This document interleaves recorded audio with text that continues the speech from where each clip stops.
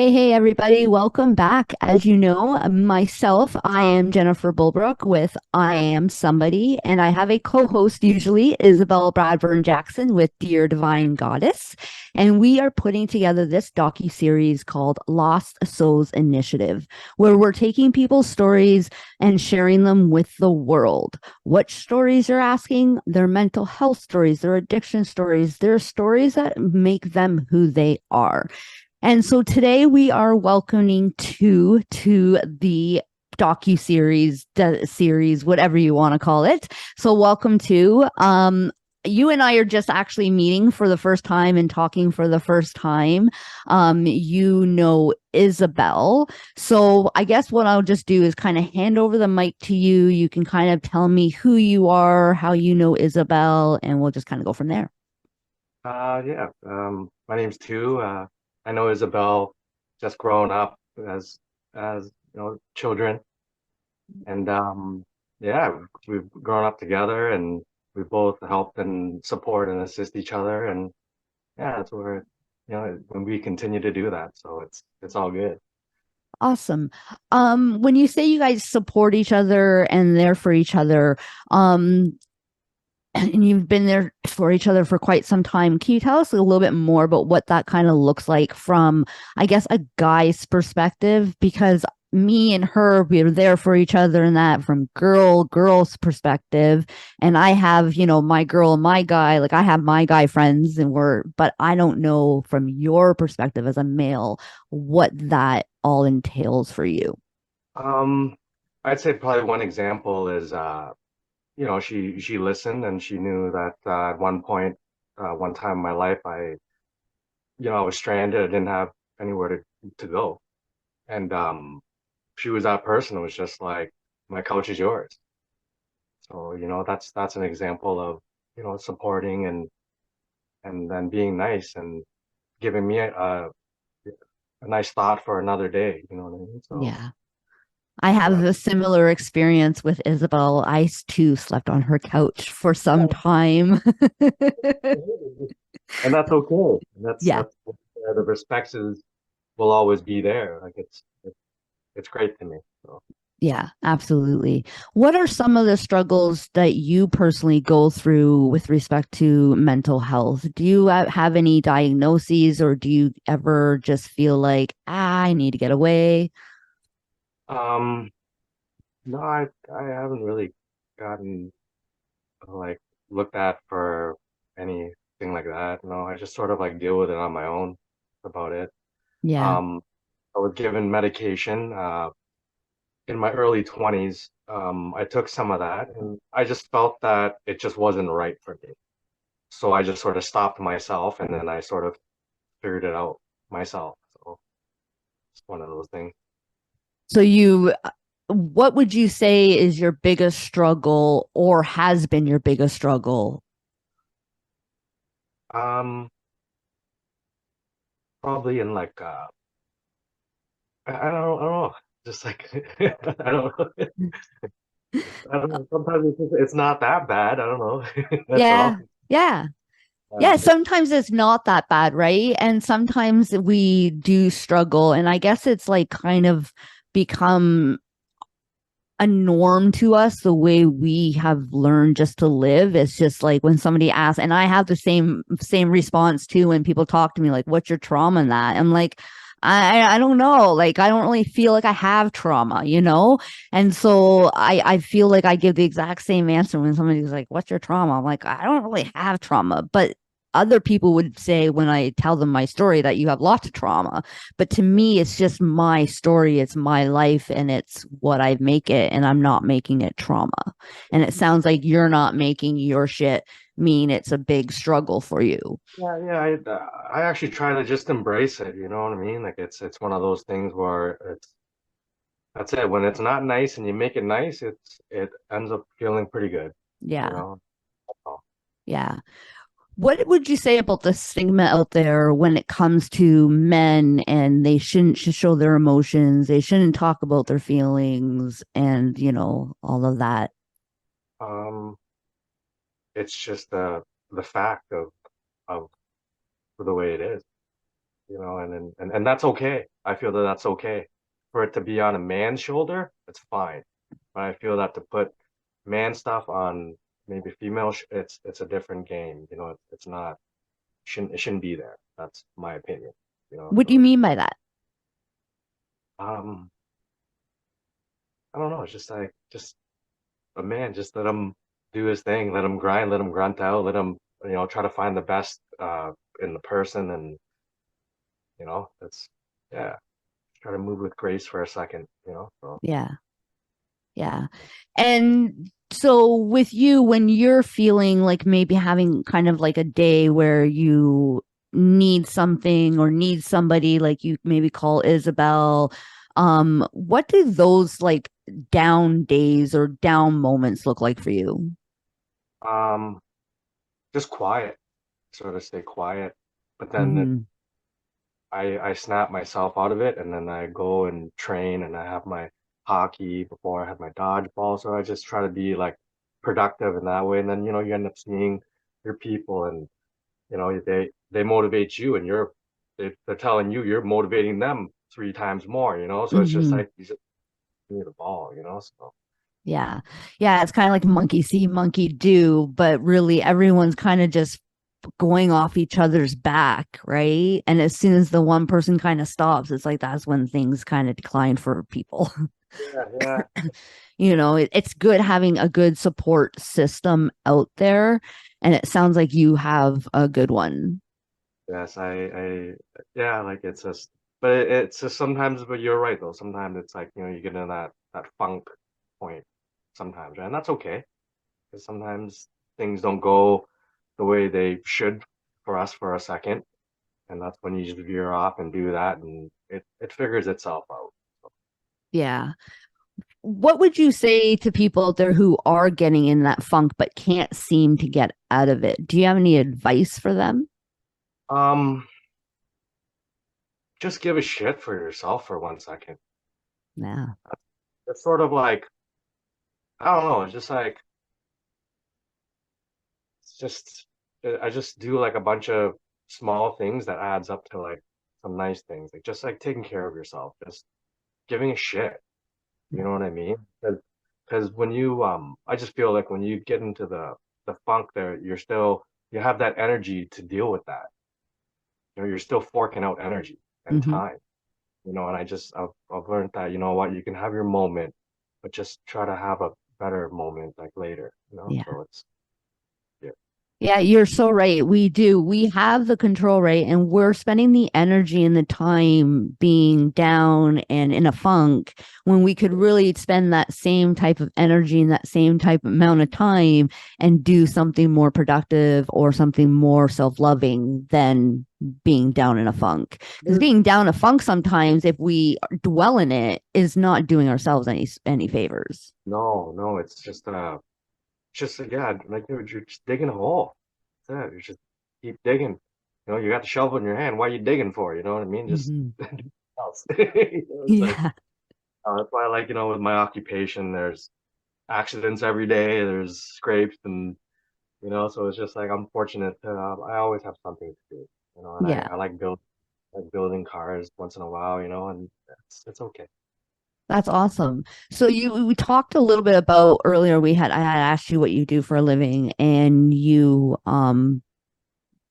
body you paint cars, right? Yes, auto. Okay. Yes. And so I'm with that, you kind of mentioned that there's always like accidents and things like that. Does that ever affect your mental health if you see like a car that ever gets really smashed up that comes in, or does that never ever happen? Oh yeah. Oh, it lets me know. Life is precious. It's like, you know what I mean? When we have our second right now, it's be grateful and have some gratitude for it. Mhm. Um, I s- yeah, there's a lot of things. Yeah. I've yeah, the one bad accident recently, the guy flew out of the car, his legs were left in the car. So, that stuff, it makes you think of things. You got cars coming in with bullet holes in them. You got motorcycles coming in. That guy did 270. It's like, Yeah. yeah, I don't know. It's just, yeah. it lets me sort of just be okay for a second and not be too wild and reckless sometimes, right? Because we Mhm. can that way as men, so Yeah.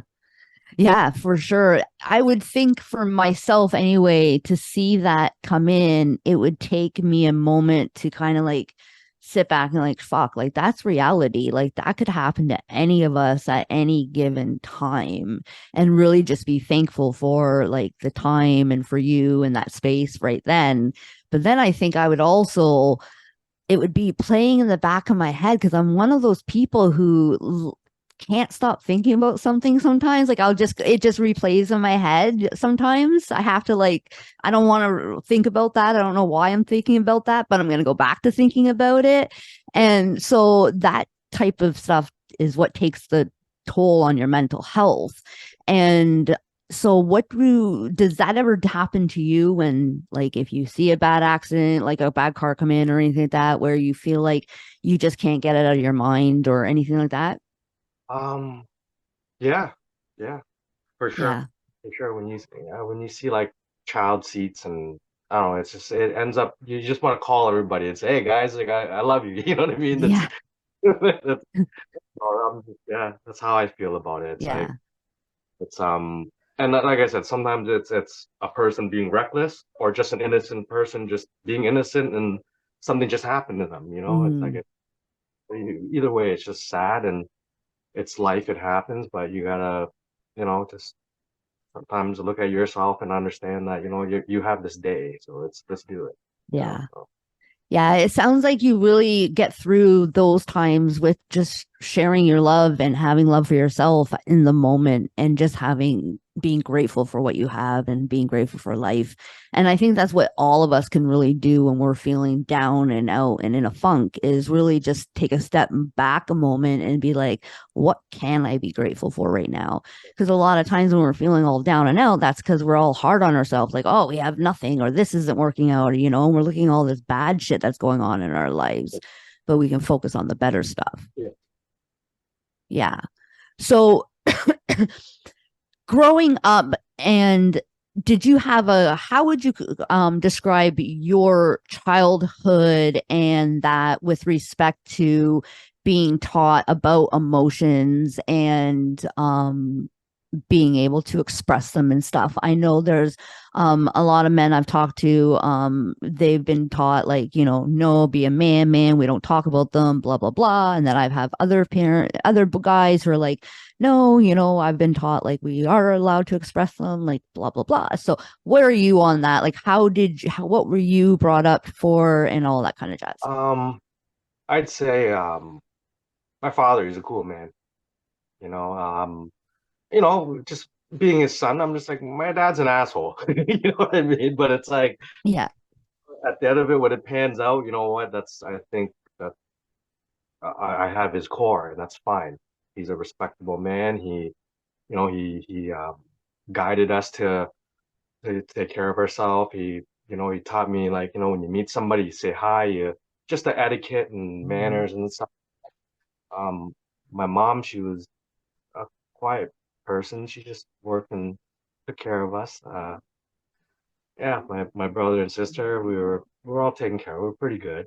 Mm-hmm. Um, they ended up divorcing when I was like 12 or 13. So right after that, that was when my mayhem started, right? Because I was just allowed to be free, Yeah. So that's when, yeah, you hung out with, your boys, and we just went and did boys things. And sometimes, you end up in places where you can't see people.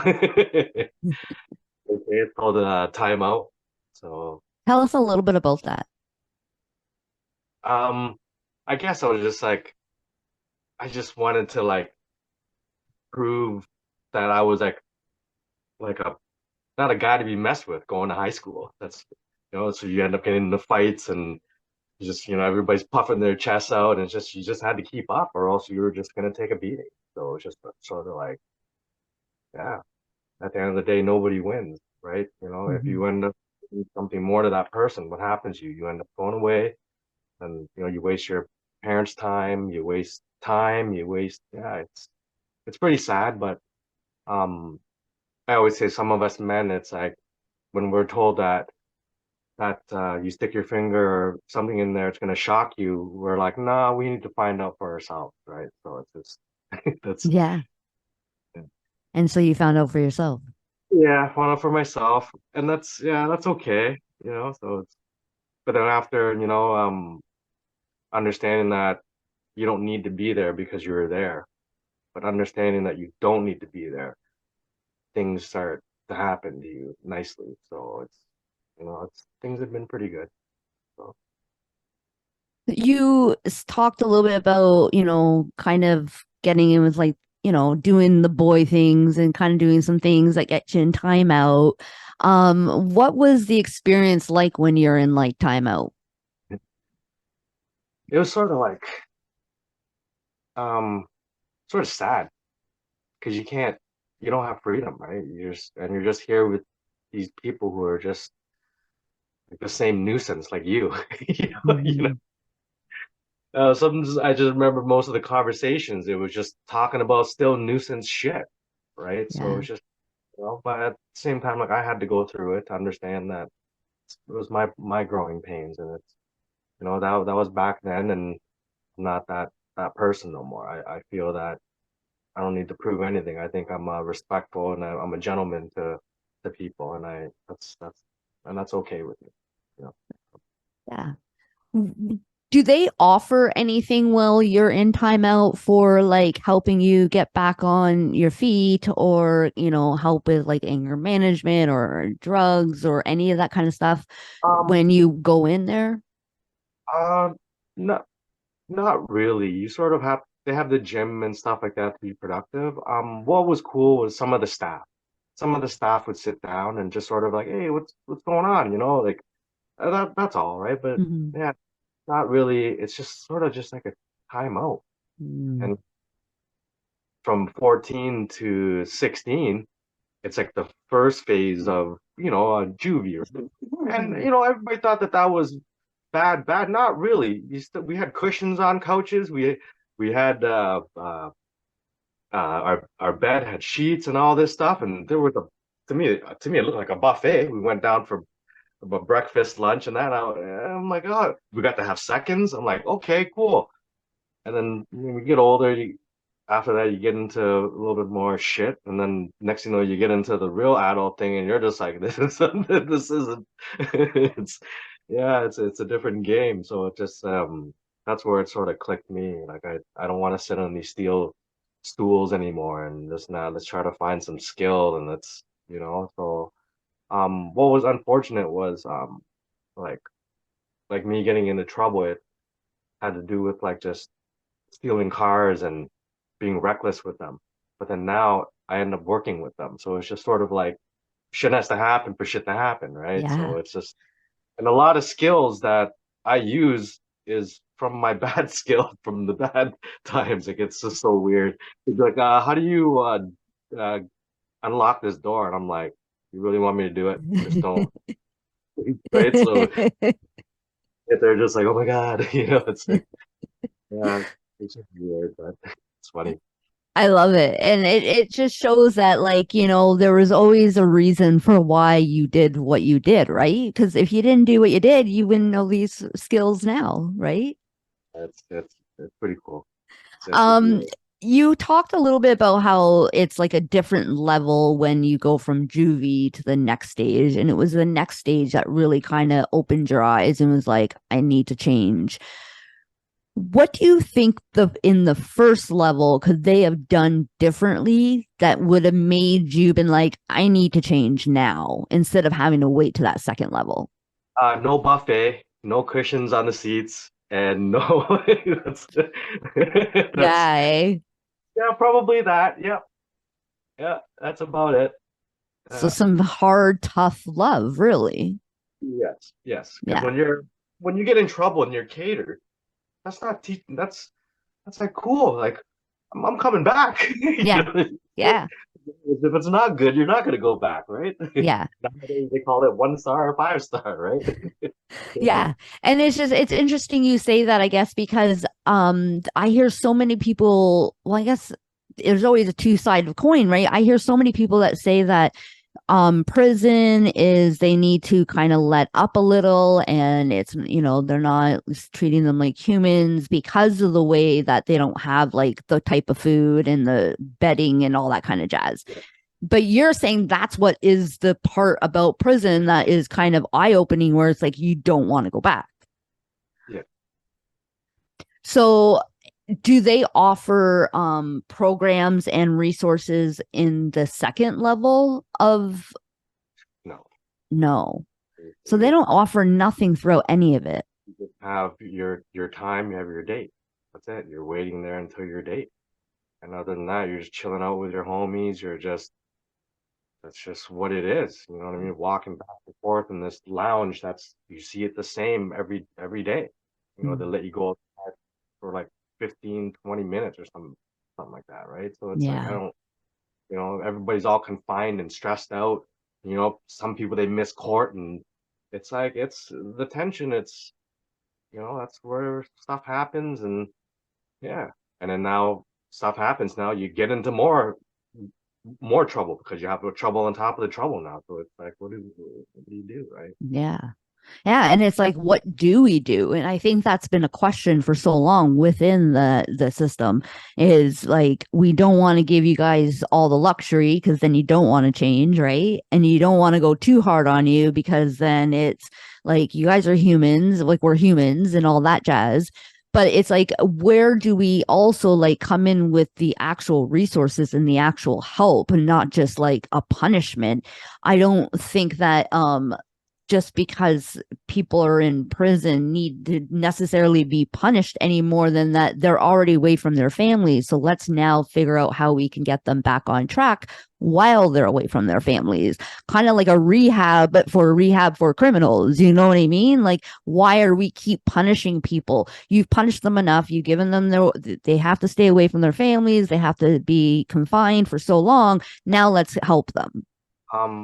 Before all that, though, they have to understand this is the consequences of their actions.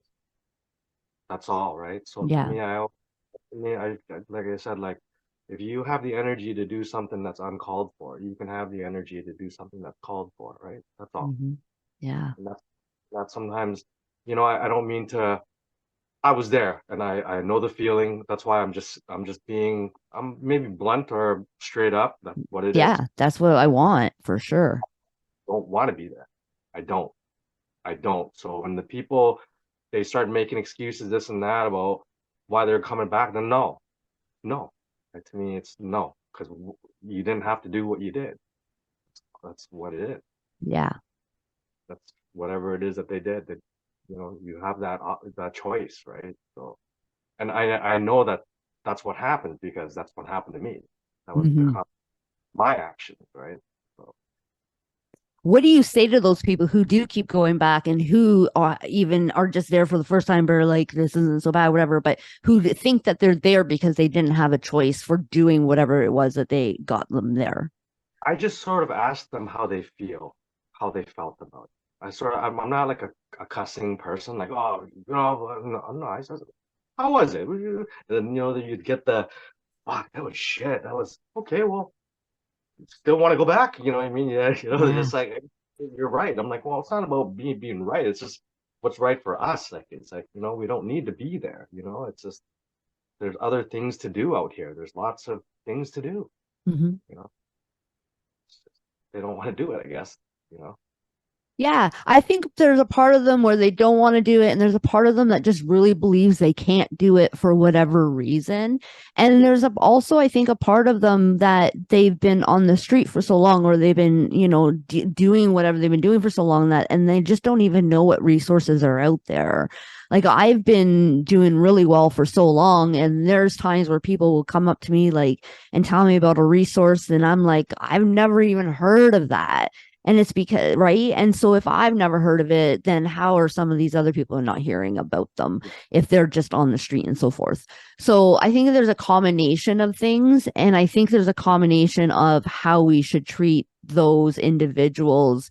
And I think one of them is really just asking them questions and talking to them like you said, and not in an aggressive like Yeah, manner, but like in a human nature manner with compassion but and with curiosity. for sure, totally understand. It's just like, it because we're all sensitive and emotional, and it's just an approach that you have to, it has to be a nice, respectful approach, you know. If you could see any one thing change with, say, the youth court, the youth criminal system, what would you say would be probably the things that you would want to see change within that, if anything?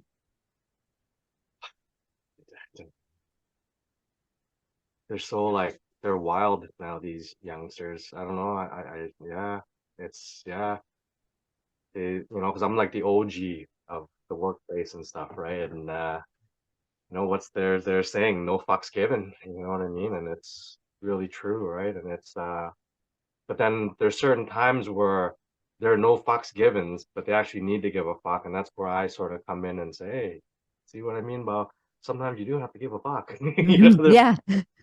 You're totally right. It's like, yeah, I'm not, like I said, this is for us again. It's not about being right, but I like what's best for others as well. You know what I mean? So, Yeah.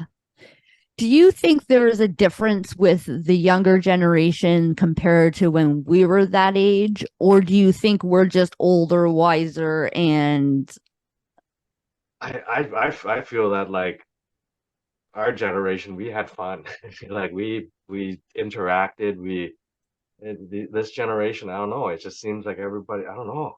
It's just not. Yeah, I try to understand it, but I actually don't. I just sort of like move with my core of what I've learned, and that's it. Because we're more of like hands-on. We interact, and it's yeah, it's different, mm-hmm. But showing these young kids, the old school experiences and stuff like that. I like to direct and support them in that way, especially in what I do. A lot of the younger guys would come up to me and always ask me for a hand and help, and what kind of methods and strategies that we can do. And I would, and they're like, "Oh, how'd you know that?" I'm like, "Well, I've been doing this longer than you've been born." Like, Yeah. fair enough, right? I'm like, "Well, you'll get there too, but just give it your time. Mm-hmm. Give it the respect and your time. You'll be fine." So, Yeah. And so what would you say, um, if anything, that you know about, because you've been there? I haven't been to timeout. What would you say, if anything? Not that I haven't been close. yeah, But what would you say to the people out there that just keep going back and they want to stop, but they're just don't know, they don't have maybe the support system that you might have had? yeah. Um, I don't know. I sort of feel that everybody has a support system. Mm-hmm. I feel that way. At least one person, even if you don't know them or something. I don't know. I just feel that there's at least one person. And sometimes, I feel that way. Sometimes I'm just like, I ain't. But then you look on your phone, you have 400 contacts. You got Yeah. IG. What to me, I don't know. I That's a don't. perfect answer. That's a perfect answer, because I feel the exact same way. I too, at times, feel I have no support, but look at my phone, look at my Instagram, look at my Facebook, look at, you know what I mean? Look at my history, look at the people that come, that I hang out with, that I work with, in that I've interact with every day. They're any and all of those people are a support system for us. But And it's we like, can yes, go it's like on. it's weird how you said like you still feel lonely sometimes, but that's just that's this thing that just flickers at us for 1 second. You know what I mean? That's Yeah. Yeah, and yeah. that's the thing, right? Like that's it, like the loneliness feeling is within us, right? Like we could be in a room with 50 people and there's still people in that 50 room that feel lonely, but it's because of something that's going on within, and it's just because of some thoughts you're thinking in that and what you're focusing on at that moment in time. And so just notice what it is you're focusing on and shift it. And how can you shift it? By, well, asking yourself questions, right? Like I always say, I always want to get curious and get to know other people, but I also still need to get curious and get to know who I am, because I'm going to change every day, because all people change, right? We change all the time. And so I'm constantly going to get to know who I am. And I think everybody needs to do that. And I think when it comes to finding a support system, you nailed it on the head when you said that everybody has a support system, whether they feel lonely or not. You just have to open your eyes and you'll see it. And if you are somebody out there going, well, no, I really have nobody. Well, you know what? You could easily walk to, there's shelters, there's resources out there, like that you can go to and just walk in and you can have that support system. Even like go to Tim Hortons. I see so many people going and sitting at Tim Hortons and just chit chatting away. You can go and sit with them. I'm sure they would have no problem with it. A coffee for that $1.50, you'll have a conversation. Like, bye. Yeah. Yeah. Yeah, it's like I don't, yeah, you just can't. I get life is stressful. Like when you open up your eyes, I get it. There's the full day that you got to do, but it's just make it pleasant. It'll be fine. You know what I mean? What it is. It'll be Yeah. fine. I love it. It's been a pleasure talking with you. I don't want to hold you up. I know you worked all day and that. I just want to really say thank you for coming on and giving us a little bit of your perspective and that.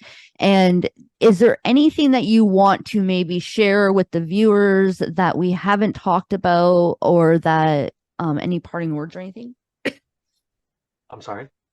Is there anything you wanted to share with the viewers that we haven't touched base on? Um, just just just breathe and be fine. That's it. Yeah. You know, you wake up, it's just enjoy that first second you open up your eyes.